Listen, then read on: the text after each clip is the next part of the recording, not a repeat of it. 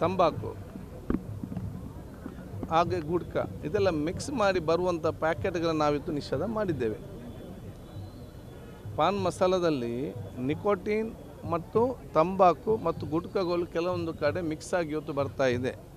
ಇದನ್ನು ನಾವು ಇವತ್ತು ಬ್ಯಾನ್ ಮಾಡಿದ್ದೇವೆ. ಅದಲ್ಲದೆ ಪಾನ್ ಮಸಾಲೆ ಅದು ಸಪ್ರೇಟಾಗಿ ಪಾನ್ ಮಸಾಲೆ ಬರೋದಾದರೆ ನಮ್ಮದು ಯಾರು ಕೂಡ ಪ್ರಾಬ್ಲಮ್ ಇಲ್ಲ.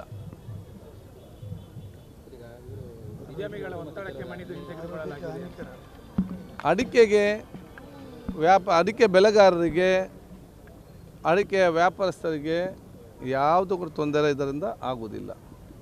ಹಿಂದೆ ನಾನು 2014ರಲ್ಲಿ ನಾನು ಗುಡ್ಕವನ್ನು ನಿಷೇಧ ಮಾಡಿದಾಗ ಇದೇ ರೀತಿ ಕೆಲವೊಂದು ವಿಚಾರ ಇತ್ತು. ಆಗ ನಾನು ಹೇಳಿದೆ ಅಡಿಕೆ ಬೆಲೆ ಜಾಸ್ತಿ ಆಗ್ತದೆ, ಕಡಿಮೆ ಆಗೋದಿಲ್ಲ ಅಂತ ಹೇಳಿಕೊಂಡು. ಅದೇ ರೀತಿ ಅದರ ನಂತರ ಅಡಿಕೆ ಬೆಲೆ ಜಾಸ್ತಿ ಆಯಿತು.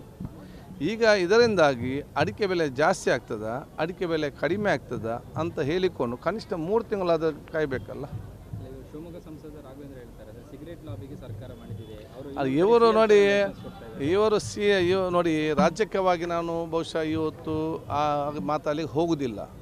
ಇದರಲ್ಲಿ ಆ ರೀತಿ ಯಾವುದೇ ಒಂದು ನಮಗೆ ಉತ್ತಮವಾದ ಆರೋಗ್ಯಕ್ಕೆ ಪೂರಕವಾದ ಉತ್ತಮ ಉದ್ದೇಶ ಇಟ್ಟುಕೊಂಡು ನಾವೊಂದು ಯೋಜನೆ ತಂದರೆ ಆರೋಪ ಮಾಡೋದಾದರೆ ಸಾರ್ವಜನಿಕ ಆರೋಪ ಏನಿದೆ, ಇವರೆಲ್ಲ ಗುಡ್ಕ ಲಾಬಿಗೆ ಪಾನ್ ಮಸಾಲದ ಕಂಪನಿ ಲಾಬಿಗೆ ಇವತ್ತು ಮಾರಕವಾಗಿ ಯಾರು ಇವತ್ತು ಸಹಚರನ ಕಳಿಸ್ತಾರೆ ಅವರ ಲಾಬಿಗೆ ಮಣಿದು ಇವತ್ತು ಒತ್ತಾಯ ಮಾಡ್ತಿದ್ದಾರೆ ಅಂತೇಳಿ ಜನರ ಸಾರ್ವಜನಿಕರ ಭಾವನೆ ಮತ್ತು ವಿಚಾರಗಳಿಗೂ ಇದೇ ಹೇಳಲಿಕ್ಕೆ ಬಯಸ್ತೇನೆ.